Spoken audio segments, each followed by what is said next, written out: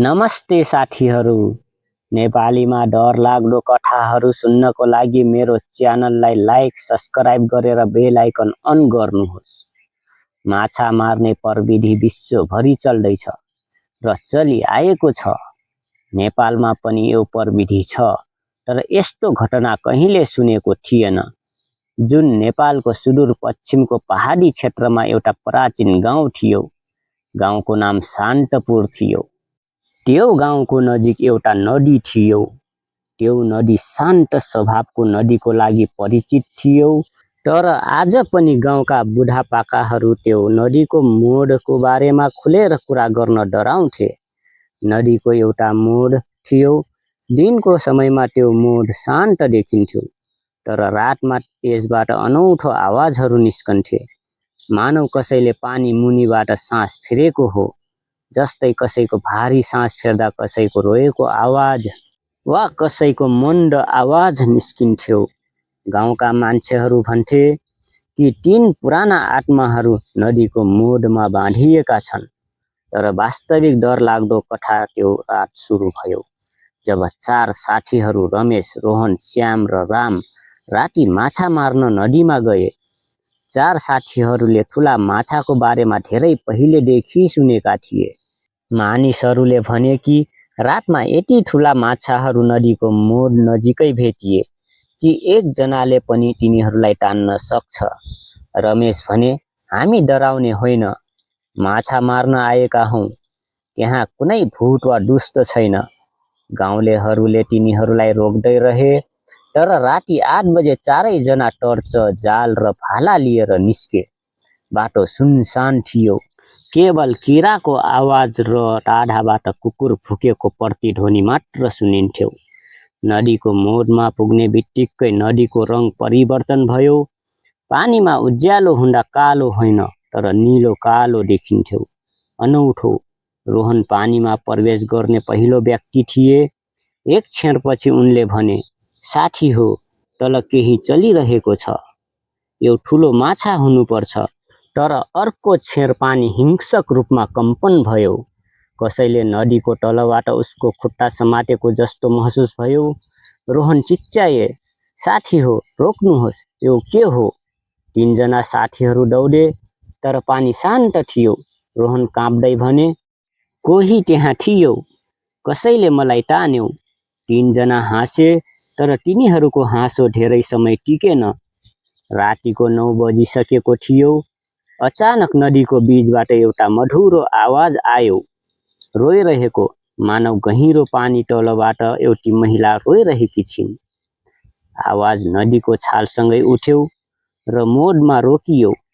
श्यामले भन्यो, भाइ, यो माछाको आवाज होइन। रमेशले नदीको बीचमा आफ्नो टर्च लाइट चम्काइदिए र चारैजना काँप्न थाले। पानीको बीचमा एउटा सेतो छाया देखा पर्यो। लामो कपाल पानीमा तैरिरहेको थियो। पानी मुनि अनुहार र आवाज त्यही ठाउँबाट आइरहेको थियो। केही सेकेन्डमै त्यो आकृति पानीमा गायब भयो।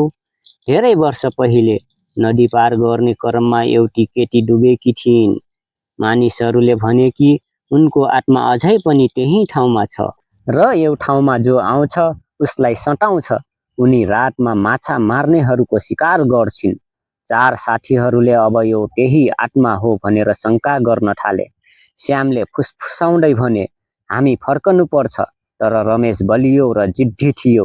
उसले भन्यो, यदि हामी डराएर भाग्यौँ भने हामीले केही माछा पनि भेट्टाउने छैनौँ। माछा यहीँ हुनेछ। तीनजना डराए, तर तिनीहरू रमेशसँगै बसे। रमेशले अचानक नदीमा तैरिरहेको केही देखे, एउटा ठुलो कालो माछा। उसले सोच विचार नगरी भाला फ्याँकेर मार्यो।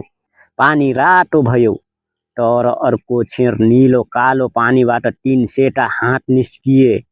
मानव 3 अलग अलग आत्माहरू पानीबाट माथि उठिरहेका थिए। हातहरूले भाला समातेर बिस्तारै त्यसतर्फ अघि बढ्न थाले। राम कराए, भाग्नुहोस्, यो माछा होइन। चारैजना दौडे, तर माछा समातेको जाल आफै तान्न थाल्यो। जाल नदीतिर तानिँदै थियो, मानव कुनै अदृश्य शक्तिले यसलाई भित्र तानिरहेको थियो। नदी अचानक शान्त भयो, धेरै शान्त। त्यसपछि पानीमाथि केही तैरियो। नदीको प्रवाहको विरुद्धमा आउँदै गरेको छाया। यति भारी प्राणी कसरी विपरीत दिशामा बग्न सक्छ? छाया बिस्तारै किनारमा आउन थाल्यो। जति नजिक पुग्यो चारैजनाले आफ्नो खुट्टा गुमाए। यो रोहन जस्तै देखिन्थ्यो। ठ्याक्कै उस्तै अनुहार, उस्तै लुगा, तर उसको अनुहार निलो थियो र उसको आँखा खोक्रो थियो। रोहनले डराउँदै पछाडि फर्केर हेरे। यो वास्तविक रोहन थियो र उसको मृत रूप पानीबाट माथि उठिरहेको थियो। चारैजना बेसरी भाग्न थाले। रुखका हाँगाहरू भाँचिन थाले। ढुङ्गाहरू माथि उफ्रिँदै थिए। तिनीहरूको पछाडिको पानीबाट अनौठा आवाजहरू आउँदै थिए। च्यार च्यार, मानव नदीको सतहलाई कसैले च्यातिरहेको थियो। गाउँ पुग्दा मध्यरात भइसकेको थियो। चारैजना हाप्दै र काँप्दै घर पुगे। त्यो रात कोही पनि सुतेनन्। भोलिपल्ट बिहान जब गाउँलेहरू नदीमा पुगे, तिनीहरूले देखे तिनीहरूको जाल च्यातिएको थियो, भाला भाँचिएको थियो र पानीमा 3वटा गहिरो कालो दागहरू थिए, मानव कोही जलेर नदीमा डुबेको थियो। गाउँका बुढापाकाहरूले भने, जो मोडमा मर्छ तिनीहरूको आत्मा त्यहाँ बाँधिएको हुन्छ। तिमीहरू चारैजनाले त्यहाँ गएर गलत गरेका छौ। चारैजनाले कसम खाए, तिनीहरू रातमा नदीको अन्ध्यारो मोड नजिक कहिल्यै जाने छैनन्। तर श्राप रहिरह्यो। आज पनि रातमा अन्ध्यारो मोडबाट पानीमा एउटी केटीको नरम रुवाईको आवाज आउँछ र मानिसहरू भन्छन्, जसले उनको आवाज सुन्छ तिनीहरू फेरि कहिल्यै शान्तिसँग सुत्न सक्दैनन्। ती 3 आत्माहरू फेरि फर्किए। अन्ध्यारो मोडको रातपछि 4 साथीहरूको जीवन कहिल्यै उस्तै रहेन। तिनीहरू प्रत्येक कुनै न कुनैको डरको छायामा बाँचे। घटनाको 5 दिनपछि मध्यरातमा रोहनको घरबाट ठुलो चिच्याहट आवाज सुनियो। गाउँलेहरू हतारिए। तिनीहरूले रोहनलाई भुइँमा काँपिरहेको देखे। उनकी आमा रोइन्, भनिन्, उनी रातमा नदीतिर जाँदै थिए। उनका आँखा खुला थिए, तर उनी बेहोस थिए। रोहनले काँप्दै आवाजमा भने, उनी मलाई आफ्नै आवाजमा बोलाइरहेकी थिइन्, रोहन रोहन, पानीमा आऊ। म आफूलाई रोक्न सकिनँ। उनका खुट्टा हिलोले भिजेका थिए। यस्तो लाग्थ्यो कि उनी साँच्चै घर छोडेर गएका थिए। गाउँका बुढापाकाहरूले भने, नदीको मोडले छोएको जो कोही अब सामान्य रहेन। भोलिपल्ट बिहान रमेश आफ्नो ढोकामा केही देखेर जम्यो। ढोकामा 3वटा लामा खरोच थिए, मानव कसैले काठलाई नङले कोटारेको थियो। खरोचहरू नदीबाट निस्केका 3 सेता हातहरू जस्तै दिशामा थिए। रमेशले डराउँदै भने, यो हामीले गरेको पाप हो। हामीले भालाले मारेको चिज मानव थिएन। त्यस रातदेखि रमेशले बोल्न बन्द गर्यो। श्यामले बारम्बार एउटै सपना देख्न थाल्यो। सपनामा ऊ आफै नदीमा उभिरहेको छ र आफ्नै आत्मा कालो पानीबाट निस्किरहेको देख्यो। निलो छाला, रित्तो आँखा र दाँतबाट पानी बगिरहेको। त्यो मृत श्याम सपनामा भन्थ्यो, तिमीले जे लिएका छौ तिमीले त्यो फिर्ता पाउनेछौ। नदीले सबै थोक लिन्छ। प्रत्येक पटक श्याम चिच्याउँदै उठ्यो, तर सपनाहरू हरेक रात गहिरो हुँदै गए। एक साँझ राम घरबाट निस्केर भन्यो, म केही बेरमा फर्कनेछु। तर धेरै समय लागेन। उनी राति 11 बजेसम्म घर फर्केका थिएनन्। परिवार र गाउँलेहरू खोजीमा निस्के। नदीको अन्ध्यारो मोडमा पुग्दा सबैको खुट्टा मुनिको जमिन चिप्लियो। रामको चप्पल अन्ध्यारो पानीको किनारमा पल्टियो र नजिकै पानीतिर लैजाँदै गरेको उसको पाइलाको छाप देखिन्थ्यो। उनी आफै भित्र पसेको जस्तो महसुस भयो, वा कसैले उसलाई बाहिर निकालेको थियो। पुरै गाउँ काप्यो। 4 साथीहरू गाउँको मन्दिरमा भेला भए, तर अब त्यहाँ 4 जना थिएनन्, केवल 3 जना। गाउँका पुजारीले भने, तिमीहरूले रातमा पाइला टेकेको ठाउँ साधारण ठाउँ होइन। त्यहाँ 3 जना आत्माहरू बाँधिएका छन्। डुबेकी केटी, नदीमा हराएको माझी र त्यही मोडमा आफ्नै ज्यान लिएको पागल ऋषि। तिमीले उसलाई त्यहाँ भालाले प्रहार गर्यो। अब तिनीहरू तिम्रो पछि लागेका छन्। सबैभन्दा बहादुर रमेशले भन्यो, हामीले रामलाई खोज्नै पर्छ।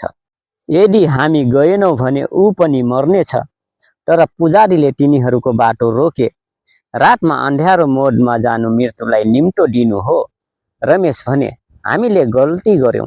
अब हामीले यसलाई नसच्याएसम्म उनी हामीलाई कहिल्यै छोड्ने छैनन्। अन्ततः तीनजनाले निर्णय गरे, आज राति एकै समयमा तिनीहरू नदीमा जानेछौँ। तिनीहरू मध्यरातमा नदीमा पुगे। चन्द्रमालाई बादलले छोपेको थियो। चारैतिर अँध्यारो थियो। अचानक पानी हल्लियो। पानीबाट तीनजनाको छाया निस्कियो। केटीको रुवाई, माछा मार्नेको भारी सास फेर्ने आवाज र ऋषिको हाँसो। श्यामले काँप्दै भने, रामलाई छोड, हामीलाई केही चाहिँदैन। तर आत्माहरू अगाडि बढिरहे। रोहन पछि हटे र भने, हामी यहाँ आउनु हुँदैन थियो। त्यति बेला नै नदीको बीचमा एउटा अनौठो चाल भयो। पानीमा केही बगिरहेको थियो, तर त्यो राम थिएन। उसको आँखा नीलो थियो। उसको अनुहारबाट पानी बगिरहेको थियो। मानव ऊ अब मानव रहेन, तर चौथो आत्मा बनेको छ। उसले सुक्खा कठोर स्वरमा भन्यो, म अब फर्किन सक्दिनँ, तर म तिमी तीनजनालाई लिन आएको हुँ। तीनजना साथीहरूको चिच्याहाट हावामा बिलायो। जब गाउँलेहरू बिहान नदीमा पुगे, तिनीहरूले धमिलो पाइलाको छाप, भाँचिएको टर्चलाइट र च्यातिएको जाल भेट्टाए। तर तीनजना साथीहरू रमेश, रोहन र श्याम कतै देखिएनन्। पानी शान्त थियो, धेरै शान्त, मानव रातभरि केही भएको छैन। तर मोड नजिकै उभिरहेका मानिसहरूले केही याद गरे। कालो पानीको सतहमा चार छाया तैरिरहेका थिए र जब हावा चल्यो, एउटी केटीको मधुरो आवाज सुनियो। अब त्यो नदीको मोड चार आत्माहरूको घर भयो, जहाँ गाउँका नयाँ आउनेहरू नदीको श्रापको शिकार हुन्छन् र मोडको रहस्य अझ गहिरो हुँदै जान्छ। तीनजना साथीहरू रमेश, रोहन र श्याम त्यो मोडमा गायब भएका थिए। अब गाउँमा डरको छाल बसेको थियो। हरेक रात गाउँमा कोही टाढाको रोदन, हाँसो वा नदीको मोडबाट कसैको नाम बोलाएको सुनिन्थ्यो। गाउँलेहरू नदीको नजिक जान छोडे। साथीहरू, कथा कस्तो लाग्यो? कथा मन पर्यो भने लाइक, सेयर, कमेन्ट र सब्सक्राइब गरिदिनु होला। तपाईहरू स्वस्थ रहनुहोस्, मस्त रहनुहोस्। जय नेपाल।